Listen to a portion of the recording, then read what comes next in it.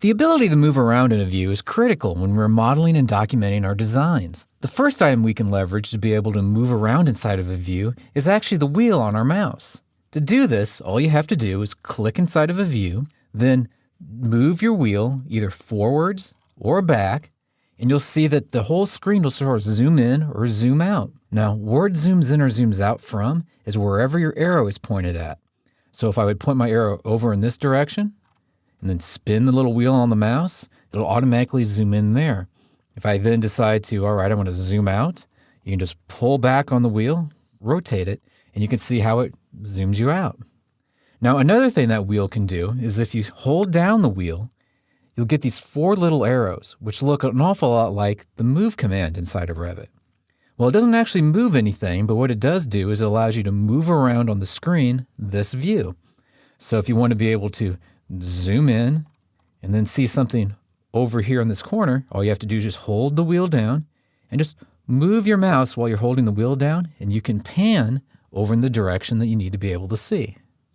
Another thing to know is that you can also type in the letter Z and then either E or W. In this case, I'm going to do E.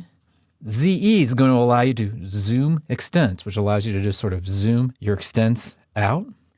So by typing in a command, it also will allow you to do your different kinds of zooms. Now, when we're talking about different kinds of zooms, we can find some of those over on this little bar over here on the side. In fact, if we click on the little down arrow that shows up right here, we can see that there's what's called a zoom region. There's a zoom out.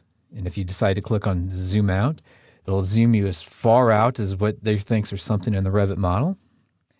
If we clicked zoom region, we could left click once, hold the mouse button down, and just kind of draw a box around where we wanted to zoom in at. And then when we let go, it would automatically zoom in there. That's like zoom window in AutoCAD if you've used AutoCAD in the past. Also, we can come in here and you can see that there's other options as well, including zoom fit, zoom all the fit, zoom sheet size. And you can try these in the different conditions until you can get your view zoomed in or zoomed out the way you want it to. But for the most part, I just use the wheel in order to be able to zoom in or be able to zoom out. One other thing that you should know though, is if you select on an object, for instance, maybe you wanted to zoom in just on this corner of the building, you can do that.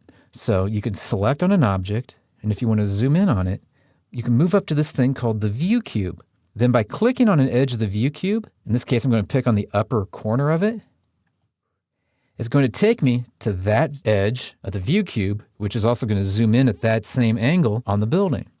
So let me go ahead and do that again. I'm just going to use my wheel mouse and just roll back. I'm going to select on something. Then I'm going to select on a corner of the cube that's going to allow us to look at our model from the same direction as the corner of the cube. So I'll go ahead and click on that, and you can see how we just zoom right in on that object that we have selected.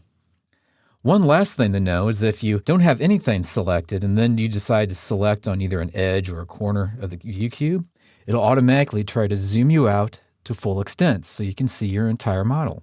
Now this works inside of plan views, 3D views, whatever the case may be, whenever we're dealing with these zoom tools over here on the side or by using the wheel. But if you're inside of a plan view, and I'm just going to double click on first floor here so we can see it, you notice that the view cube goes away because the view cube only works in 3-dimensional views. So by doing these things, zooming in and out, as well as investigating our model, is a fairly easy process to master.